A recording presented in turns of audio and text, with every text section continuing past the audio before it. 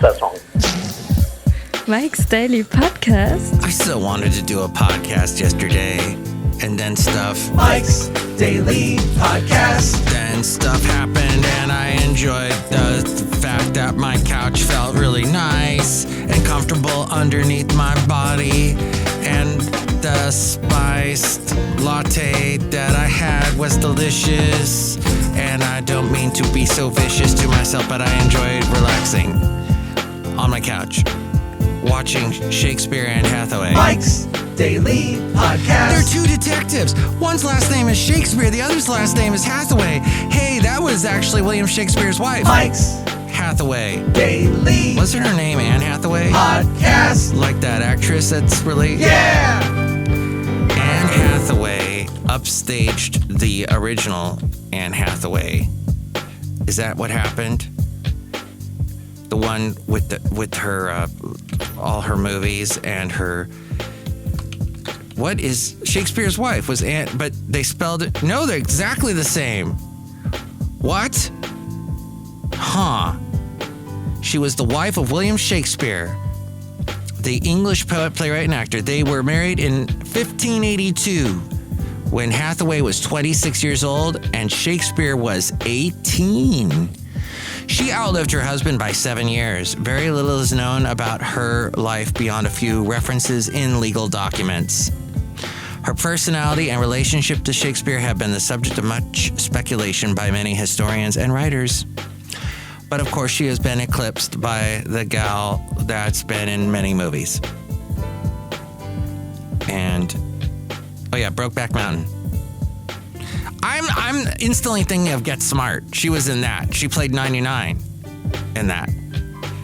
But Anne Hathaway. So I had a friend who was in a play that was written by someone she knew. And the play was called Anne Hathaway. And it was about the premise. And here's today's podcast picture. What if Shakespeare's wife wrote all of the plays and Shakespeare just sort of took credit for it? And that's when I first heard the term Anne Hathaway. This was years before Anne Hathaway ever got popular with all those Princess Diaries things that she did. So there you go. Fascinating. Isn't that fascinating? So the podcast picture today is not of Basil the Boxer. He was in the last one. You can see that at mikesdailypodcast.com. This is episode 2354 today. Whoops, nope, 2344. 2344. That's right. You can see a picture of the late, great Basil the Boxer, Fairmont Ridge. That was the last podcast picture. Today's podcast picture is of a new friend that we have that we've been taking care of for about 6 months or so. We rescued him when he was depleted and no one had taken ownership of him, and he was walking the hills of Podcastro Valley, living on sheer wits, surviving on his wits is what he was doing. I'm talking about the cat named Rodler. Rodler the cat. Now Rodler the cat is happy and content. And we have another cat that we've saved too that was walking the hills. These cats were never chipped before. They had no chip in their body.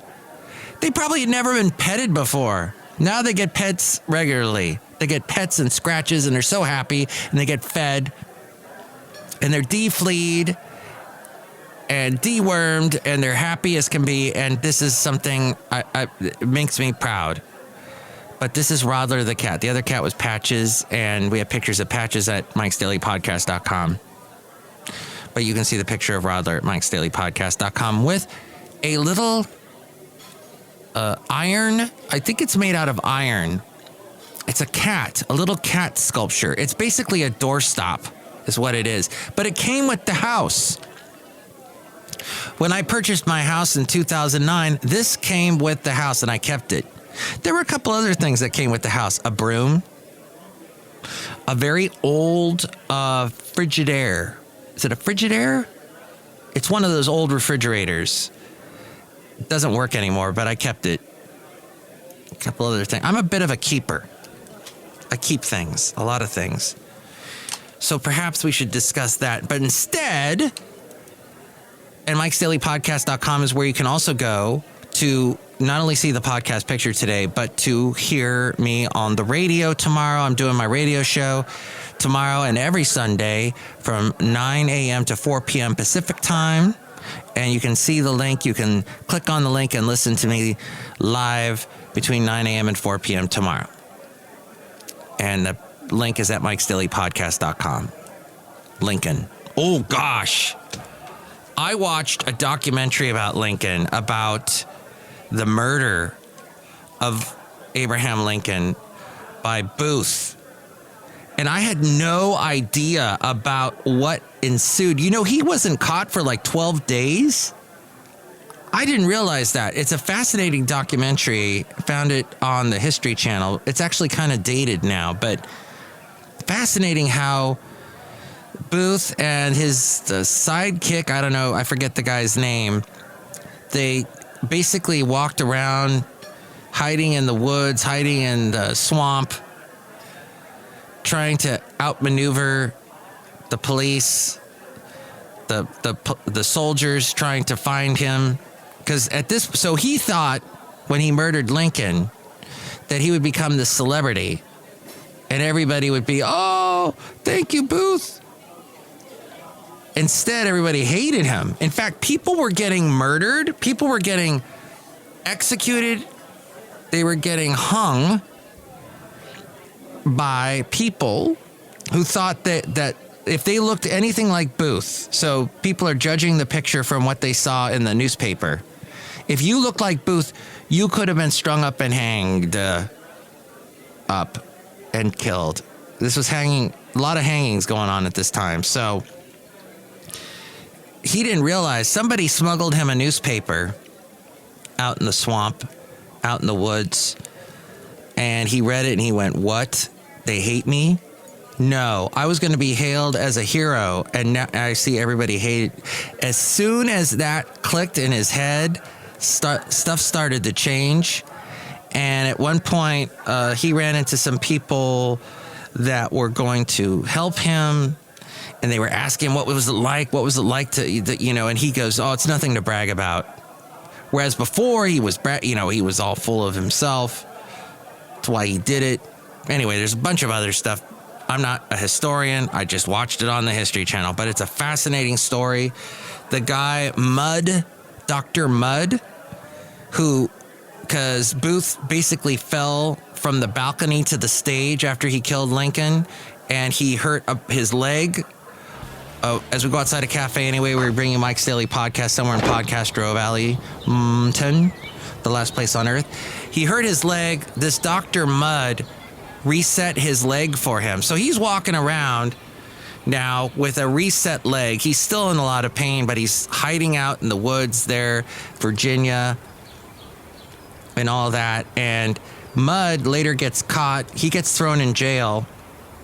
He is at some jail somewhere where I think the yellow fever, was it called yellow fever, scarlet fever? One of the fevers breaks out. And this Dr. Mudd saves everybody at this prison. And because of that, he got pardoned later. But that term, your name is Mudd, I believe that came from that. Although I don't think that documentary confirmed that, but I had heard that before. At any rate, fascinating story. Look into it. The guy that was assisting Lincoln the whole time, Lincoln he gets cornered in an old barn, and they tell him, come out. And the guy who had been assisting Lincoln says, I'm out of here. And Booth almost shoots him, but then he says, okay, go. And then he shouts out to the police, don't worry, this guy didn't do it. I've been holding him against his will. He has nothing to do with it. And then he still wouldn't leave the barn. The soldiers set the barn on fire. Lincoln looked like he was going to shoot a gun. One of the soldiers saw that through the planks of the barn and was going to shoot him in the shoulder so that he would drop the gun. Instead, he shot him in the neck. And Booth was paralyzed and slowly dying. And you probably heard this part. The last words that Booth said, he was looking at his hands, and he said something like, useless, useless. And then he died. Yes. That was his, wow. pretty dramatic. That wasn't in that movie, Lincoln, that Spielberg did a few years back. They didn't go into all that. It was mostly about the end of the Civil War, but wow. And so, yeah, the Civil War had just ended. And they talk about in this documentary how parts of the South, even though they had lost, they still were okay with Lincoln. They were quite upset when Lincoln was assassinated, whereas Booth thought everyone was going to cheer for him as a hero because he killed Lincoln. And then they executed 4 people who had helped Booth. And it was a mass hanging of 4 people. And that apparently was one of the first times that a special type of film was used, because this is in 1864, 63, somewhere in that area. And so the film technology, taking pictures, wasn't that, nothing like we have it today. We all walk around with cameras on ourselves everywhere we go. But they were able to get really good pictures of this mass execution. That's all on the History Channel. That, and I watched a thing about Pepsi and Coke fighting it out over the years. That's actually on YouTube if you want to watch that. That's on a CNN report about the history of the fight between Coke and Pepsi and the Pepsi Challenge and how big that was. And that was one of the first times in our culture where 2 mass companies went head to head against each other. And Coke, for the longest time, never even acknowledged Pepsi. And then they finally hired Bill Cosby to do commercials, to be the spokesperson for Coke, because he was all wholesome back then. And Bill Cosby's like, what's Pepsi doing with all of this? These challenges. Look, they're lying. Let's actually watch a taste test right now. See, people do pick Coke more often than Pepsi. And then he talked about how Pepsi broke a lot of ground with that Pepsi Challenge, and then also with hiring Michael Jackson. That was a huge coup. That was like one of the first times a celebrity was used to endorse a big product like that, a pop celebrity. And about how they got David Bowie and Tina Turner to do a song. They retooled Modern Love to be about Pepsi. And how Coke tried to fight back by having Diet Coke and then trying to come out with new Coke, which of course was a horrible thing. But then when they came out with Coca-Cola Classic, they apparently did really well with that. People forget about that was actually a good move on Coke's part to redeem themselves. It's one of the only times that a company was able to turn it around after making a mass mistake. So all of that is what yours truly, Mike Matthews, has been doing. In the absence of all of the podcasts, he has not been doing these podcasts lately, and that's what I've been up to, absorbing all of that for you. And that's what this podcast is about. Hey, this is also what I wanted to tell you. As I said, hey, don't come around here no more, and did a little Tom Petty. Sometimes it is impossible to do our workouts during the holiday season. And we're like, oh, all the stuff going on at work. And then there's all the festivities and all the food that can be available. If you find yourself in this situation, you should consider incorporating a good walking program into your days. The U.S. Surgeon General recently recommended that we walk at least 10,000 steps each day for good health. Now, I do about 5,000, and I'm not in the best shape at this point. I could be a lot better, but 10,000 steps requires a lot of extra time that I don't seem to have these days. I can't even do a podcast every single day because I get interrupted. So 5,000 is the best I can do. But 10,000 steps each day is what the U.S. Surgeon General recommends. It gives us a target to try and reach each day. So you should get yourself some comfortable walking shoes. You can get a pedometer pretty easily. There are free apps now for your smartphone. This article from eZine Articles, eZineArticles.com. And the tips they give is work walking into your shopping trips. Make it a practice to park as far away from the entrance to the shopping mall as possible. This will help in two ways. First, you'll always find more parking spaces on the outskirts of the shopping mall. The second benefit of parking on the outskirts of the mall is that you have automatically increased the number of walking steps into your shopping trip. I like that. Yes, I've mentioned that before on this podcast, tricking yourself into working out.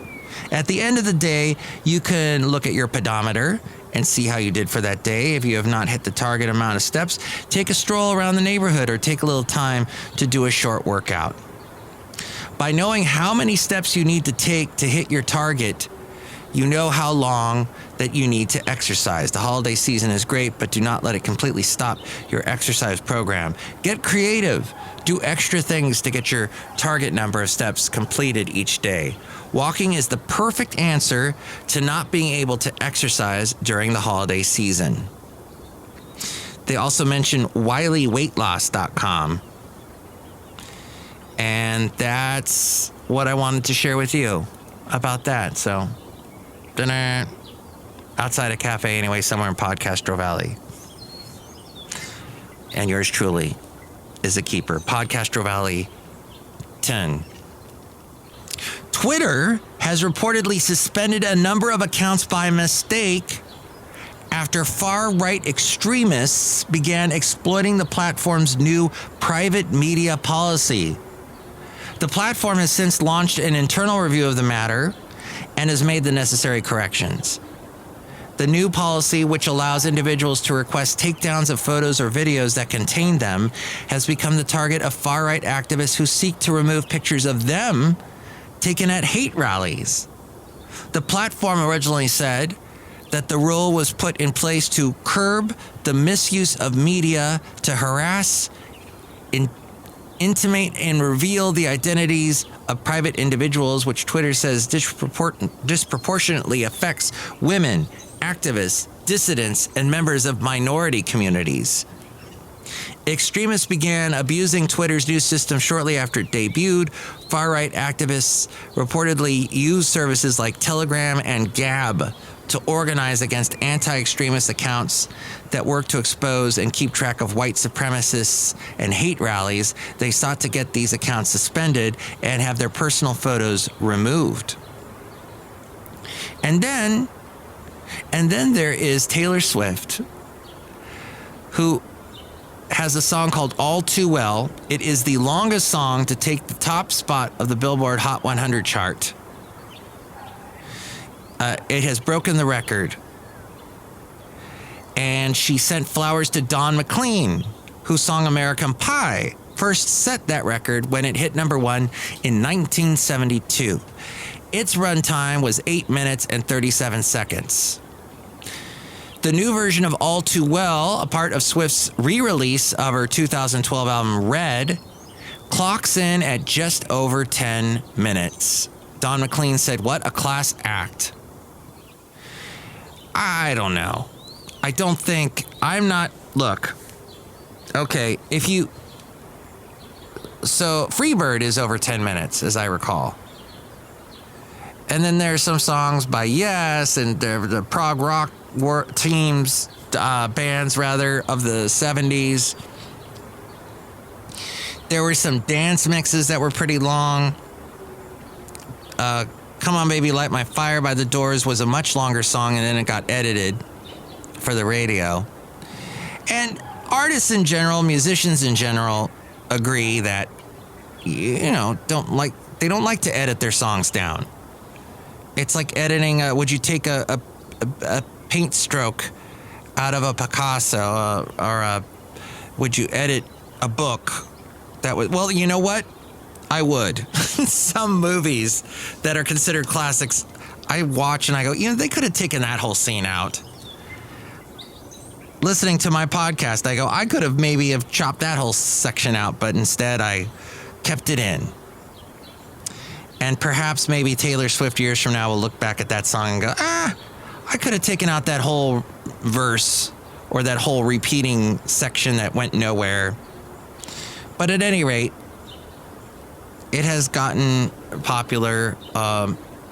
it's apparently hit the number one. Wait, has it? Let's see here.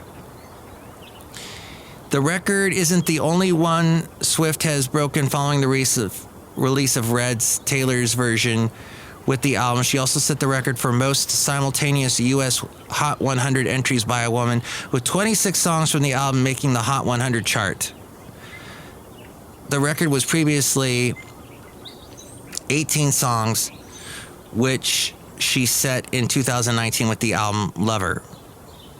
It says here, Don McLean said, American Pie remained on the top for 50 years, and now Taylor Swift has unseated such a historic piece of artistry. Let's face it, nobody ever wants to lose that number one spot. But if I had to lose it to somebody, I'm sure glad it was another great singer-songwriter such as Taylor. Wait, what I don't understand is this song number one? Or did it just get on the chart? It says here, oh, it is at the top spot of the Billboard Hot 100 chart. Okay. I'm going to be honest, I have not heard it on the radio. I don't know of any radio station that would take out 10 minutes of their time to play that song. If they did, they would do it at night.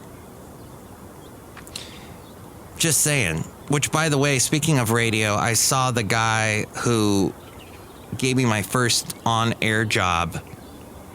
He gave me, well, he first hired me to do research, and that was a whole interesting thing to listen to watch him in this interview, because that was his whole claim to fame, was he did research. In the 80s, if you wanted to make waves, make money, you would get a job at a radio station saying, well, you know what? I do research and I find out what gets good ratings. And then if you did the research and you did get good ratings, then everybody hailed you as some genius and you could make a bunch of money in radio back in the day. And this guy did that. In fact, I was employed to do research, which entailed this. You would call somebody up. The phone that we used would have a cassette wired in. I don't know how they did that. Not technically minded that way. But the engineer set that up so we'd have a cassette player hooked into the phone line. And we'd call these random phone numbers and get these people. This is back in the mid-'80s. If we'd ask them if they'd want to do this test, then they'd say yes or no. If they said yes, we'd play them, I think, 10, maybe 20 songs. But they were like little bits of the song, the chorus. And ask them what did they think of the song. Did they like it? Did they not like it? Now, I don't know if he used this research. I remember one guy, and you get into interesting conversations with these callers that you would call, and they would tell you things like, yeah, I don't like any of this pop stuff. And this is in the 80s. I only like rock. I only like the classic rock. And, you know, I see some of that doing the research and getting that information. And, you know, you know more than if you had your head in the sand. You know a lot more than that. So I can see where that would be helpful.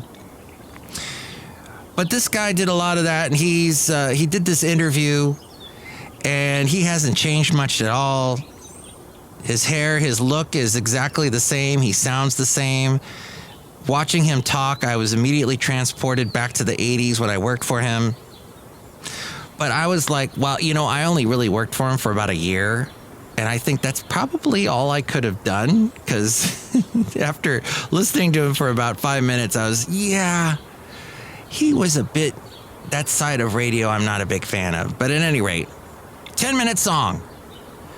Don't know if that is a thing that works for all radio stations to play 10-minute songs. But there you go. Apparently it is number one.